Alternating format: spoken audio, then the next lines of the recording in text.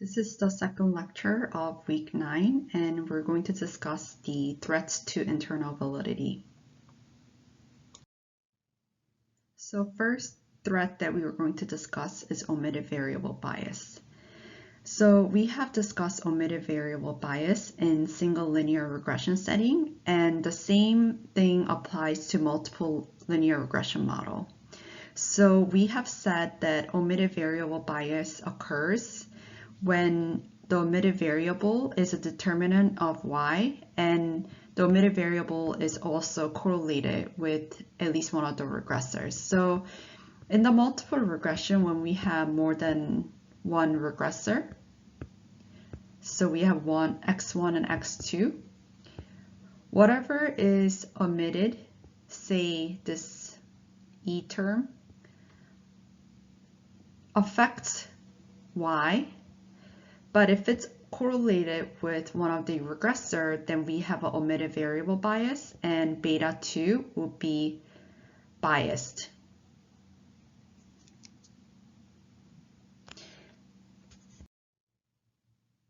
So what do we do when there is an omitted variable bias? The easiest thing to do if you know the omitted variable, or if you have data on omitted variable, then to just include that in the model. If you don't have the data on omitted variable, what you can do is to include the controls that controls for the omitted variable. So in our example of looking at the effect of student-teacher ratio on test score, we said that parental involvement may be one of the omitted variable because it can directly impact the test score, which is our y, but it can also be correlated with one of our regressor, which is the student-teacher ratio. So we think that how much parents spend time with their kids, teaching them different school material or helping them with homework can directly impact the test score, but it can be also correlated with the student-to-teacher ratio. So what we do, because we cannot observe how much parents spend time with their kids helping out with their homework, what we do is that instead of the actual omitted variable, we included the family income as a control variable because family income is correlated with the parental involvement. So instead of the omitted variable, we include another variable that is correlated with the omitted variable to control for that. There are 3 other solutions if you actually don't have the data on omitted variable, or if you don't know what the omitted variable is. The first is to use a panel data method, and we'll discuss more in the next lecture. And this is covered in chapter 10. And the second method is to use the instrumental variables regression, which is covered in chapter 12, but we won't be able to cover that in this class. The last option is to use the randomized controlled experiment, and you see that using the randomized controlled experiment solves a lot of these threats to the internal validity. And this is covered in chapter 13, but we won't be able to cover this in this class. Why is the randomized controlled experiment a holy grail for the causal study?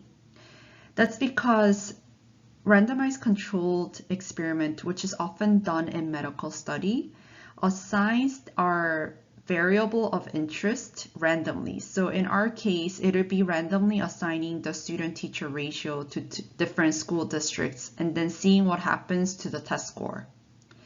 Because the variable of interest or treatment, what we call treatment, is randomly assigned, whatever is in the error term, whatever is omitted that we don't see, are also randomly distributed and they're not correlated with our treatment. So whatever happens to the test score when the student-teacher ratio is randomly assigned is because of the student-teacher ratio, not because of some other unobserved factor. The second threat to internal validity is what's called wrong functional form. So this basically means that the functional form is incorrect. So it should have been nonlinear model, but you incorrectly specified linear model. There are two different solutions to this problem. So if you have a continuous dependent variable, then you can just use appropriate nonlinear specification. We talked about this in the previous lecture.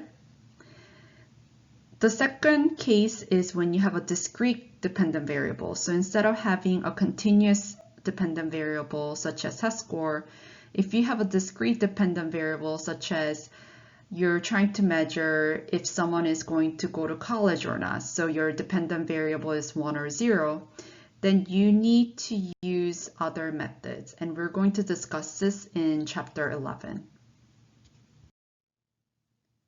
So far we have assumed that the data that we have are measured without any error. But in reality, the data that we have are often measured with a lot of errors. So for instance, when someone's entering the data into administrative record, they may have some data entry errors. So you type in the wrong numbers or put the decimal in the wrong place. And especially in the survey data, there can be a lot of errors. For instance, some people may have issues remembering things. So if the question, for instance, asks you, when did you start your current job? You may misremember the exact date. Sometimes the question itself can be ambiguous. So if the survey question asks you, what is your last income or income from last year? Some people may report gross income, or some people may report income after paying tax. And then lastly, some people may intentionally give fake answers if the question itself is sensitive. So for instance, if the survey asks you how often do you drink and drive, people don't want to be judged or say honest answers. So people are more likely to lie in their responses. So in any or all of these cases, we're going to have errors in the data that we have, which is going to result in bias of the estimate that we're trying to measure. So in general, when you have a measurement error in a regressor, your estimate of interest will be biased towards 0. Here we're going to talk specifically about classical measurement error, which is when the true xi is measured with some sort of error. And we are going to call this x tilde I. So what we are truly interested in is xi, but then because of the data entry error or people's reporting error, now your true xi is measured with some error. And let's say this error is random. So here's the intuition behind it. If this error or this noise is really, really large, then the relationship between what we want to measure, yi and xi, in this case would be yi and x tilde I, would not exist because the error is so large that you won't see any kind of relationship between yi and x tilde I. So your regression coefficient will be 0. If the noise or this error is pretty small, then you will find the relationship between yi and x tilde I, but it'll be biased towards 0. So it'll be attenuated. So your regression coefficient beta head would be actually closer to 0 than it truly is. So if there's random noise that is added onto xi, meaning that if their xi is measured with some random error, then we know that the regression coefficient will be biased towards 0. So it'll be underestimated. The textbook talks about the best guess model, but this is very rare. So the best way to think about it is that whenever there's a measurement error, it's likely that there's a bias in the coefficient estimate. The way to think about whether the measurement error exists or not, you can look at how the data was collected. So if it's some sort of administrative data, for instance, if it's the number of teachers in a school that is collected by some agency, then it's most likely that it's pretty accurate. But if it's a survey data, it's more likely to suffer from measurement error, especially if the question itself is sensitive, such as how much do you earn? So it's important to keep in mind how the data that you're using is collected if you want to think about whether the measurement error bias exists potentially or not. So how do you deal with this measurement error bias? One way is to obtain a better data. So this is often easier said than done. The second is to develop a specific model of the measurement error process, but this is very specialized and complicated, so we're not going to talk about that here. And then the last option is to use the instrumental variables regression, which we're not going to cover in this class. The fourth threat to internal validity is missing data and sample selection bias. So oftentimes we have data with observations missing, but not every type of missing data introduces bias. So example, we're going to consider 3 different cases. The first is that the data are missing at random. The second is that data are missing based on the values of one or more regressors. And then the third case is when data are missing based in part on the value of y, or the error term u.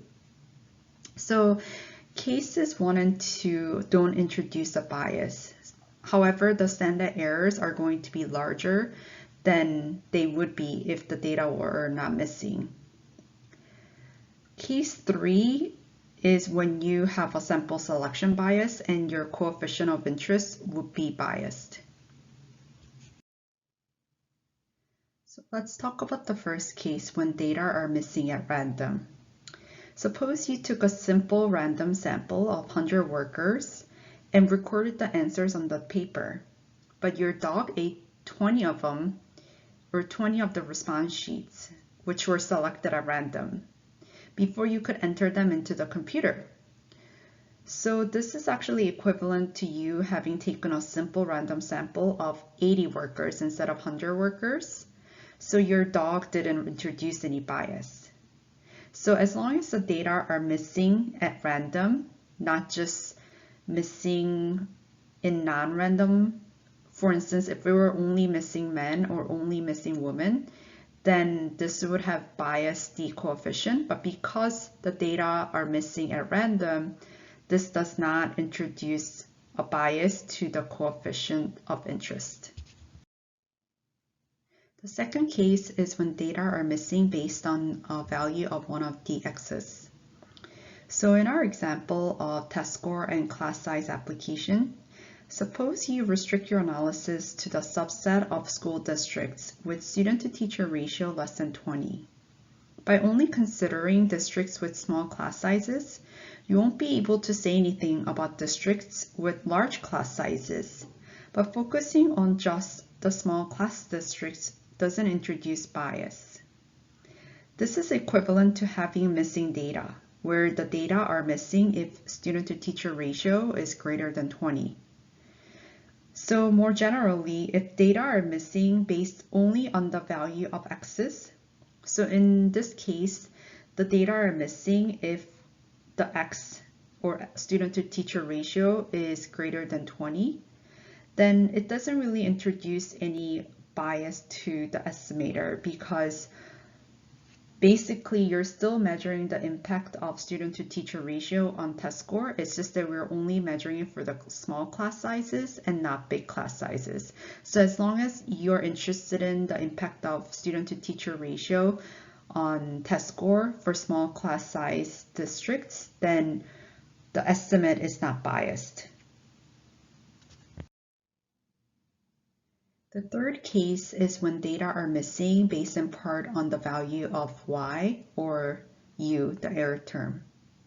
So in general, this type of missing data does introduce bias into the OLS estimator, and we call this bias sample selection bias. So sample selection bias occurs when a selection process is 1, influences the availability of data, and 2, is related to the dependent variable. We'll see more of this type of examples in the next few slides. Here's an example number 1. Your stats professor asks you to estimate the average height of undergraduate males. So you collect your data by standing outside the basketball team's locker room and recording the height of undergraduates who enter. Is this a good design? Does it yield an unbiased estimate of undergraduate heights? The answer is no. If you measure the height of only basketball players, the average height is going to be biased upwards. So it'll be much taller than your actual population average that you're interested in. So formally speaking, you have sampled individuals in a way that is related to the outcome of interest, which is height in this case, because you're interested in height of the undergrad, and because your sample was biased in a way that you're only measuring the tall people, it's going to bias your estimate. Example number 2 is that you're interested in return to an additional year of education. So your empirical strategy was that you took a simple random sample of employed college graduates, and you only took employed college graduates because you want the wage data. And your data is made up of earnings and years of education. So you regress the log of earnings on years of education. Ignoring the issues of omitted variable bias and measurement error, is there a sample selection bias? The answer is yes. The problem here is that you're only seeing college graduates who are employed, and you're not seeing college graduates who are not employed. So basically, your estimate of return to education would be biased upwards because you're only taking a sample of people who are employed. Whereas if you included people who are not employed, your average wage would be lower, so your return to education would have been lower. So what do you do when you have a sample selection bias? Number 1 is to collect a sample in a way that avoids a sample selection. So in the case of trying to measure the average height of undergraduate male, instead of standing in front of the locker room of basketball players, you should do a true random sampling of undergraduate males by selecting students at random from enrollment administrative list. So this will give you an unbiased estimate of average height of undergrad male instead of an estimate that is biased upwards because you're only looking at basketball players. The second example of examining return to education, where we only looked at the employed college graduates earning, the better way to do things is to sample all college graduates. So you include both the employed and unemployed college graduates. This should actually bring down the average earning and give you the true estimate of the return to education. The second solution to sample selection bias is randomized control experiment. And the third solution is to construct a model of the sample selection problem and estimate the model. But these last two solutions we won't explore in this class. Last threat to internal validity is something called simultaneous causality bias. So far in our example, we always assume that X causes Y. But what if Y causes X too? So let's go back to our example of the class size effect. We saw that the low student-to-teacher ratio results in a better test scores. But suppose districts with low test scores are given extra resources. So now they can actually hire more teachers, which lowers the student to teacher ratio. What does this mean for regression of test score on student to teacher ratio? So to briefly go over the math, simultaneous causality bias means that X can cause Y, but then Y can also cause X. And this basically means that the error term and the X's are actually correlated, which causes our coefficient of estimate to be biased. So to give you an example, when the error term increases, then the dependent variable y increases. But then because now y actually causes x, when y increases, x would also increase too. So ultimately, when u increases, x increases, and the error term u and x are correlated. So this means that the first least square assumption is violated, and the coefficient of interest beta hat would be biased and inconsistent. So what do we do when you have a simultaneous causality bias? First one is to run a randomized control experiment. And we have talked about this many times, how this is sort of a holy grail of estimating the causal effect. The second solution is to develop and estimate a complete model of both directions of causality, but this is extremely difficult in practice. The third solution is to use the instrumental variables regression. Unfortunately, in this class, we won't go over these solutions to simultaneous causality bias.